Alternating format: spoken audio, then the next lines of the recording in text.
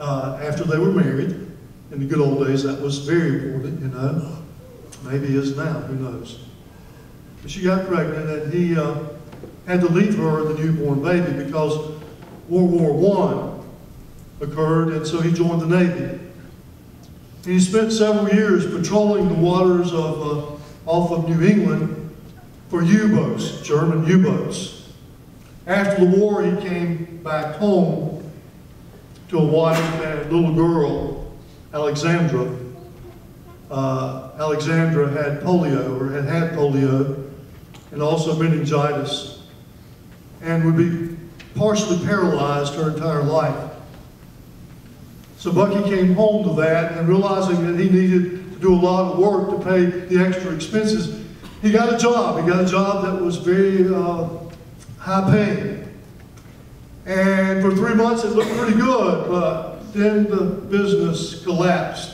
He tried to find another job, but he could never find one good enough to meet the bills. And so here he was at age 27, the father of a little girl who was partially paralyzed, trying to support his wife and little child, and having almost no money at all. So Bucky began to drink. He'd never drank before, but now he didn't know what to do, and so he began to hide himself in drinking. In the midst of all that downward spiral, he got an invitation from acquaintances at Harvard one day. They said, "You can come to Harvard and watch with us the Harvard-Yale football game, all expenses paid." He thought, well, maybe it'll distract me from all the poverty I'm involved in, feeling like a failure, feeling like I'm a nobody, and I'm worthless. And so he talked to Ann about it, and like always, she supported him. Everything he wanted to do, whatever it was. She thought, well, maybe it will be good for you. So the day before he left to go to the Harvard-Yale game, he and Ann and Alexandra were out walking in the field near where they lived. And Alexandra looked at her daddy and said, "Daddy, will you bring me a cane when you come back home?" She said that because her daddy walked with a cane because of an old knee injury. And he looked at her and he said, "Well, sure, honey, I'll bring you a cane when I come back." Well, he got to the Yale-Harvard football game, and to his amazement, even though he was already drinking with his buddies, it was all free, you know. So why not drink the more, because you don't have to pay for it. So he was drinking with his buddies, and Harvard won the game, and so he was just caught up in tremendous euphoria because of that. So we got to drink all night to celebrate, you know, and that's what they did. They stayed up all night drinking, having the party of their lives. And late the next morning, he finally got to the state where he was able to, and he called his beloved Ann, and she was overwhelmed with sorrow because she had to take Alexandra to the hospital. Alexandra had pneumonia and was in a coma. So Bucky rushed home as fast as he possibly could, got to the hospital, went up to the room where his little girl was unconscious, took her little hand in his and began to stroke it and talk to her, but she couldn't answer. She was unconscious. But then she did, just for a short while, open her eyes, and when she saw his face, she said, "Daddy, did you bring my cane?" And Bucky could not even look at his little girl in the eye. He could not dare look at her face. He turned away from her. He was so ashamed that he had forgotten the one thing she asked. And he had broken his promise to her. A few hours later, she died in his arms. Those were the last words anyone would ever hear her say. "Daddy, did you bring my cane?" This caused Bucky such remorse that he wasn't sure what to do with his life at all.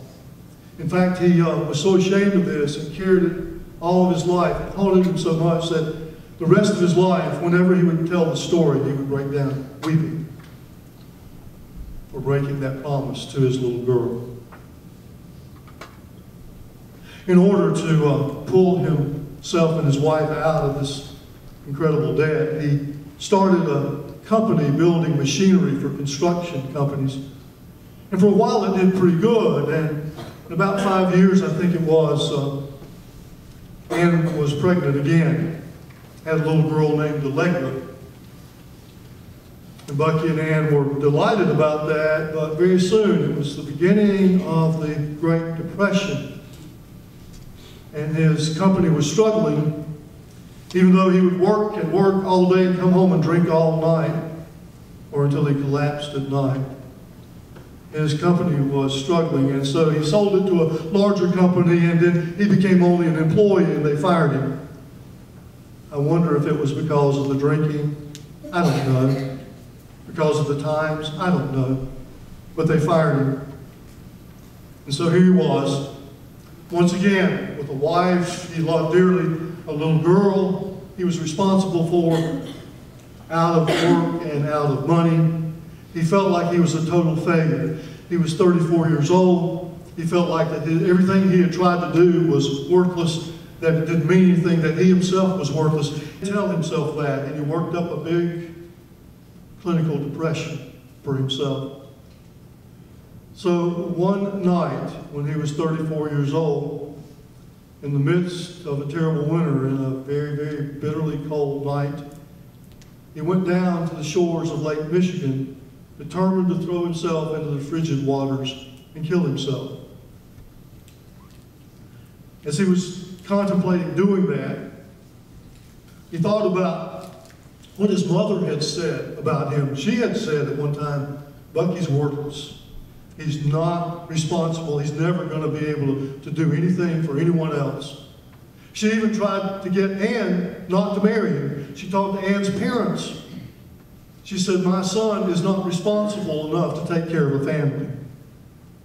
And Bucky recalled those words. In his mind, he reasoned, even my mother doesn't think I'm worth living. So I need to end it all. And as he was thinking about doing that, he suddenly had a clear moment. And he thought, I'm a mechanical engineer. Surely I can at least take time. If I'm going to kill myself, then I really need to at least take time and see if it makes sense. I mean, because I'll kill myself anyway. And so he thought to himself, what I need to do, I need to find out if there's any reason or purpose in this universe, because he was so fascinated with that same universe that fascinated him when he was 4 years old. Is there any design to it? Is there any designer, any creator, any God that has put things in their right place so that that things do have meaning in life? Because he reasoned if some things have meaning, then everything has meaning. And he thought, and for about 4 hours he went through this process in the freezing cold.